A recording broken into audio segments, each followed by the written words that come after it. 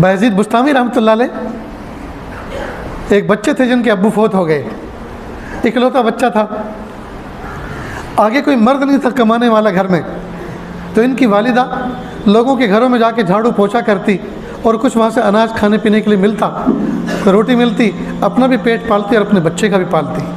لیکن جب یہ پلٹ کے کام کر کے آتی تو دیکھتی بچہ محلے کے بچوں کے ساتھ مٹی میں کھیل رہا ہے، سوچتی جو کمانے والا تھا وہ تو چلا گیا اللہ کی رحمت میں قبرستان، اب کمانے کی ذمہ داری میرے ذمہ آ گئی، اب اس بچے کی تربیت کیسے ہوگی؟ بہت سوچا، اللہ سے دعا کی۔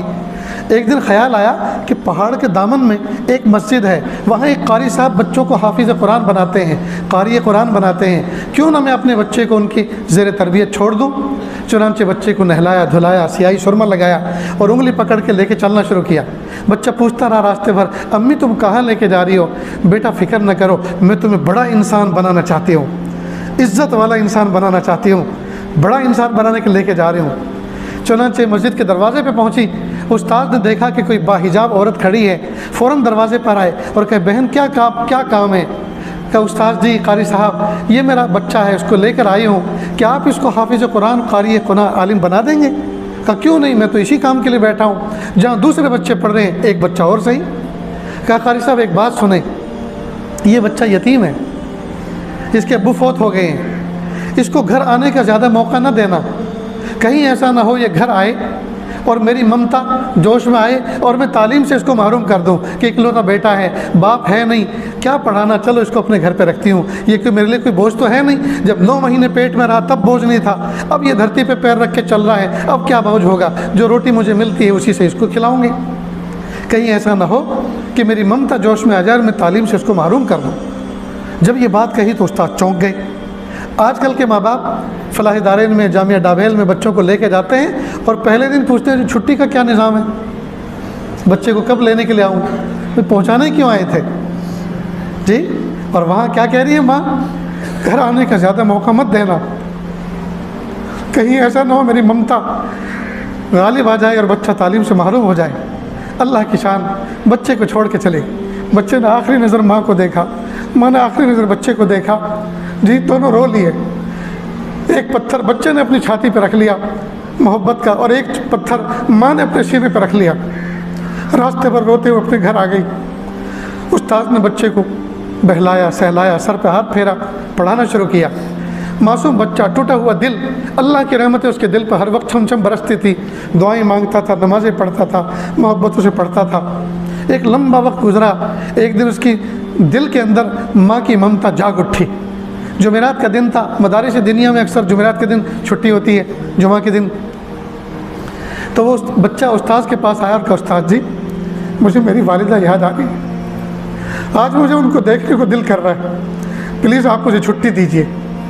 اب استاد کو بات یاد آئی کہ ماں نے تو یہ کہا تھا چھٹی گھر آنے کا زیادہ موقع مت دینا، تو استاذ نے ایک بہانہ تراشا، کہا بیٹا گھر جانا چاہ رہے ہو؟ جی امی کی خدمت میں جانا چاہتا ہوں، امی کی زیارت کر کے آنا چاہتا ہوں۔ کہا اتنا سبق سنا دو تو پھر ہم آپ کی چھٹی کر دیں گے، اور سبق کی مقدار زیادہ دے دی۔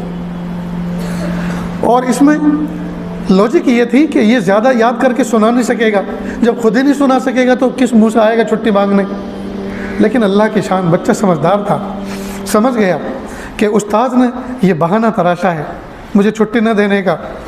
محراب میں جا کے بیٹھ گیا، اللہ کے سامنے ہاتھوں کا پیالہ بنا کر بھیک مانگی، اللہ جی میں گھر جانا چاہتا ہوں۔ استاد سے چھٹی مانگی تو سبق اتنا دے دیا کہ یاد نہ کر سکوں گا، لیکن استاد نے شرط لگائی ہے اگر یاد کر کے سنا دو گے تو میں چھٹی دے دوں گا۔ میرے پیارے رب، آپ مجھے جانتے ہیں نا مجھے امی کتنی یاد آ رہی ہے، اللہ جی مجھے سبق یاد کرا دیجیے تاکہ شرط پوری ہو جائے اور اس کی جزا مجھے مل جائے۔ خوب دعا کی، اس کے بعد یاد کرنا شروع کیا، اللہ کی رحمت شامل حال ہوئی، تھوڑی سی دیر میں پورا سبق یاد کر لیا۔ استاد کے پاس سینے سے قرآن لے کر آیا، استاد جی سبق سن لیجئے، سناؤ۔ استاد کو پختہ یقین تھا ضرور غلطی آئے گی، اور جیسے غلطی آئے گی میں اس کو معاف نہیں کروں گا، کہوں گا کہ یاد نہیں ہے، شرط لگائی تھی یاد کر کے لاؤ، واپس جاؤ۔ اللہ کی شان، فر فر فر فر پورا سبق سنا دیا۔ پھر کہا استاد جی میں نے اپنی شرط پوری کی، آپ اپنا وعدہ پورا فرمائیں۔ سر پہ ہاتھ پھیرا اور کہا جاؤ بیٹا سلام کہنا، والدہ کی خدمت میں سلام عرض کرنا، جاؤ اور دیکھو کل واپس جلدی لوٹ کے آنا، اب خوشی خوشی یہ بچہ چلا، اب من من میں دل میں باتیں کرتا جا رہا ہے تخیل میں، امی کے پاس جاؤں گا، پیچھے سے جا کے امی کی آنکھیں بند کر لوں گا اور پوچھوں گا بتاؤ کون ہے، اور امی کے ساتھ سوؤں گا، امی کے ہاتھوں کی روٹی کھاؤں گا۔ جی اب تصور میں نہ جانے کیا کیا وہ خیالی نظام بنائے ہوئے چل رہا ہے۔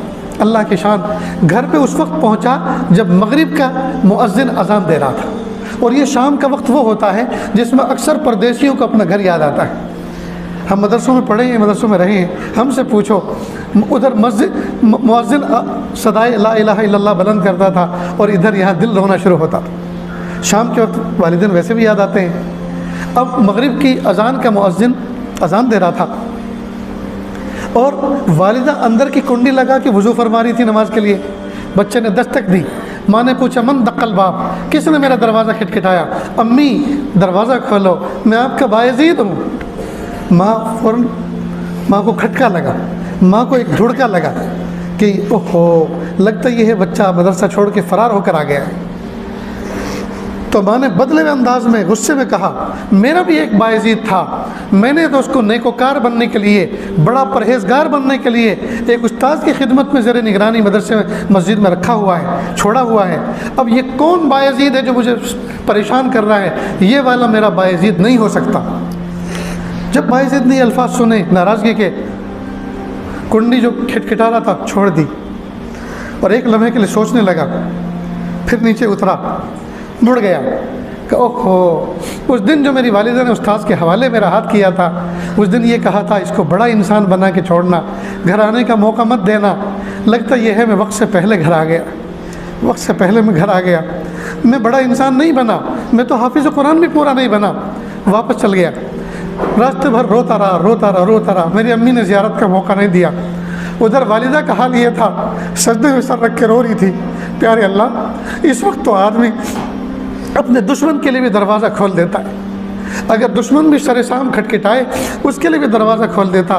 یہ تو میرا لخت جگر تھا، یہ تو میرا دل کا ٹکڑا تھا، اور میں نے اس کو، اور یتیم تھا، اور بہت دن سے میں نے اس کو دیکھا بھی نہیں تھا، یہ بھی تڑپ رہا تھا اور میں بھی تڑپ رہی تھی، لیکن میرے پیارے اللہ میں آپ کے راستے میں کیا چیز قربان کروں؟ میں نے اپنے جذبات کی قربانی پیش کی، اللہ ان کو قبول کر لیجیے۔ تو دیکھو یہ حفاظ ایسے نہیں بنتے، ایک طرف ماں نے اپنی چھاتی پہ پتھر رکھا، ایک طرف بچے نے اپنے سینے پہ پتھر رکھا، تب جا کر وہ بایزید بستامی بنا جس کا تذکرہ آج ہم اس بادشاہی مسجد میں کر رہے ہیں اور آپ لوگ سن رہے ہیں۔